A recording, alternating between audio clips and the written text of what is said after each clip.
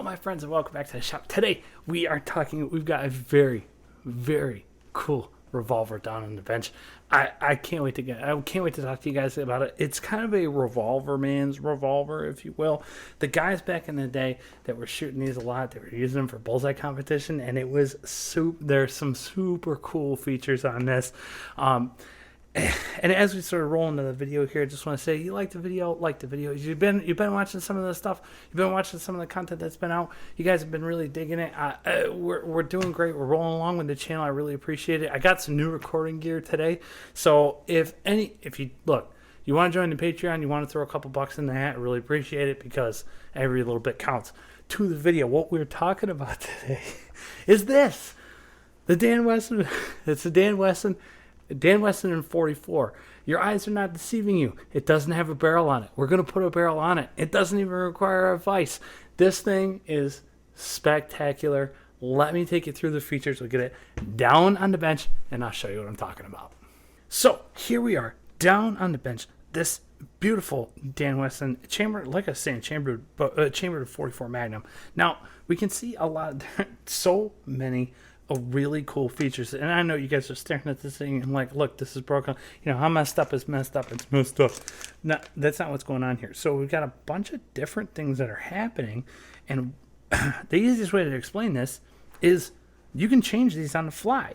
Okay, so this is a revolver that allows you to change. Let me just get all this stuff back in frame here because I was kind of messing around in between the cuts, but that allows you to change out your barrel length on the fly.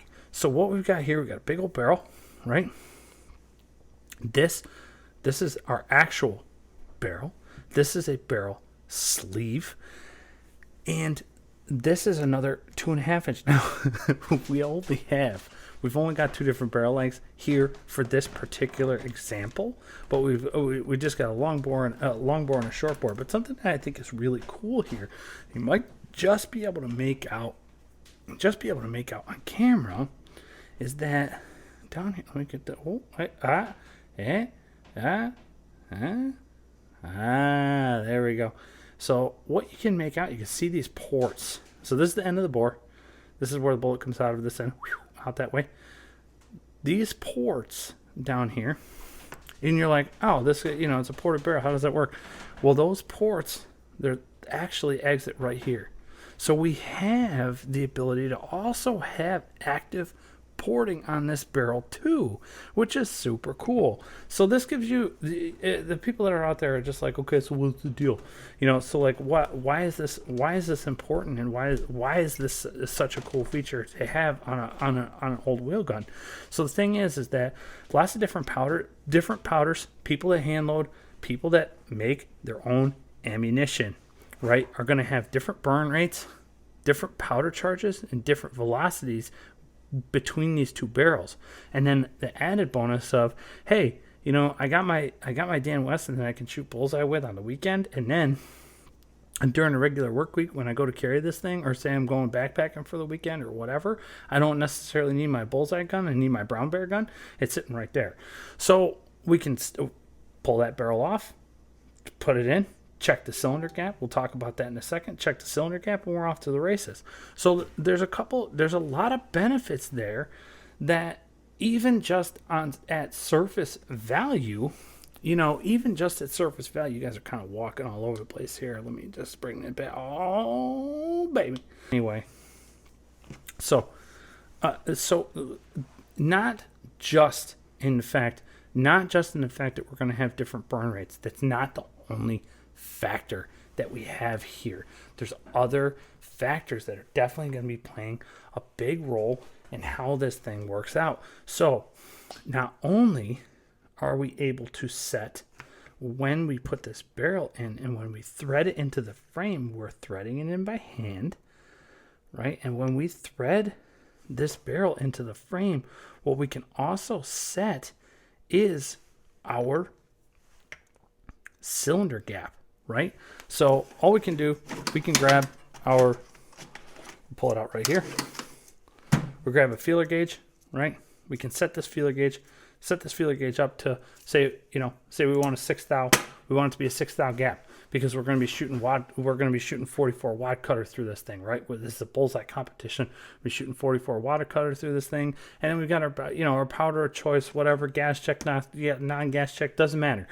But, and then afterwards, say we're going back to our carry ammo, right? And we're going to switch over to our brown bear load, which is not using wad cutter, which is using hard cast, big, giant, heavy hard cast bullet hit. Now, what we're talking about is the ability to make sure that we've got the gap here that's appropriate for accuracy for the cartridge that we're using. And that, my friends, makes this a Wheelgunner's Wheelgun. This thing is super cool. So to talk about some of the other features, mosquito in here, man, just dodged it. So to talk about some of the other features of what makes this thing just a heavy hitter, what we've got to do is we've got to zoom. Let's zoom down in. I want to show you guys a couple of really cool features about this thing. And I'm telling you right now that this thing has got a bolt on it. The lockup on it is positive, because this thing, you can tell, how long a 44 cartridge is. You can tell that this thing is well over half an inch dished here, and that is a really, really large bolt. The other thing is we've got a locking detent at the back of the wheel here, right? You can see this big lockup. That big locking detent locks right there on the cylinder, right? Cylinder's in a different place every time it closes, so this thing isn't going to get peened and marred. Very smart. And then when we flip it over, what we have here is we've got another, this is sprung, and it has sort of like almost looks like a nail nick. Really hard to make out there. I'm going to try and get it so that get the light just right, but it looks kind of like a nail nick, like the nail nick on the blade of a knife, a blade of a slip joint knife. But that's the whole lockup for that, right? So this is I'm sure you guys, those of you that have seen a bunch of revolvers in your day, you're going, oh, this is a Taurus feature. Oh, hey, look, this whole action is loaded from the bottom of the frame, making for a super strong frame. That's a Ruger thing. Look, a lot of people grabbed some of these ideas here, and grabbed some of these ideas out of these old Dan Wessons and went to the races with it. These guys were doing some really cool things back in the day. And what we actually have here is we have a beautiful, you can just see, maybe we can catch this on camera. I'm not sure if we can catch this here or not, but you follow me down the rabbit hole here, but we can see, this is real deep black, right? And then we've got this sort of like almost brownish purplish, right? We got two different kinds of metal finishing here. It's pretty cool. This thing has got an absolutely drop dead gorgeous single action pull on it. Double action's got a bit of a stack down at the end. That's why a lot of the guys that were using this were pretty much using these in a single action sort of a hunting revolver kind of context there. Where we're using not a whole lot of guys are using these defensively, and I don't know if anybody knows if there was a police department that ever issued a Dan Wesson revolver. Let me know, but I don't think there was. So how we go about? So I can hear you screaming through this. I can hear you screaming through YouTube right now. Put that big old barrel on there. Put it on there. I'm going to, baby. Here we go. So we got a nice big chunky vented rib, beautiful, absolutely drop dead gorgeous bluing on this thing. This is a really, really, really beautiful piece of kit. So what we're going to do is we're going to thread this baby in here. I'm not going to set the gap, because I got a couple other things that I want to do on this after the video's done.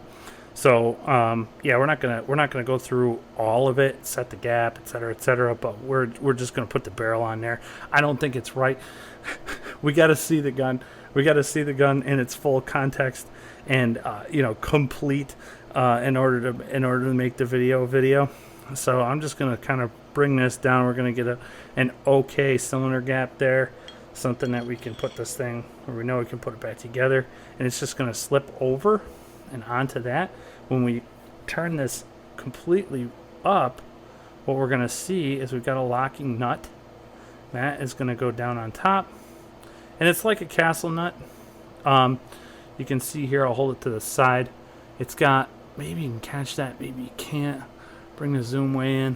You can just see here these notches that are cut into it. And then we've got, this is a nice little chunk of aluminum, so we're not going to mar. And then they just index on the inside of that, and then this wrench can just turn it down. I'm just doing it with my fingers there off the hop, just because these threads are super fine, machine fine, and you know, I just want to make sure that we're not, you know, that we're not cross-threading. We're not cross-threading up this absolutely gorgeous, gorgeous piece. So, and like I said, I'm just going to kind of slip this on here. I really don't want to get crazy, but so now we've got this thing all put together. You know, we can bring this way back out. We can see, look at that. What a beauty. I mean, just an absolute bonny to behold. It's just a really cool piece of gear. And with this whole interchanging barrel idea, it's just really incredible. Okay, that is an overview on this beautiful Dan Wesson in 44. What an absolutely gorgeous piece we have here. I mean, really I put the 2.5-inch barrel on it. I mean, that's a lot of horsepower going off right in front of your face. But what an absolutely gorgeous piece of kit. They made these in 38 and 357 too. If you think that this interchangeable barrel thing is really cool, and also being able to set your own cylinder gap, drop a like or subscribe on this video. Drop a comment if you think this thing is absolutely gorgeous. Anything 2A content needs everything. Even if you just drop a comment, algorithm fuel, whatever you want to say is cool. Dan Wesson doesn't make these anymore. Dan Wesson, a long time ago, I tell this story in the Fusion CCO video that I've got out. But the guy that bought Dan Wesson kind of brought that company back from the grave, really, and then sold it over to CZ, and now we have Dan Wesson 1911s, and they stopped making these, and I think it was 17, 18. Somebody drop it in the comments if you remember the date, because it's not really clear in my head. But anyway, guys, it's been an absolute pleasure. If you liked the video, like the video and subscribe. I really appreciate it, and I will catch you in the next one.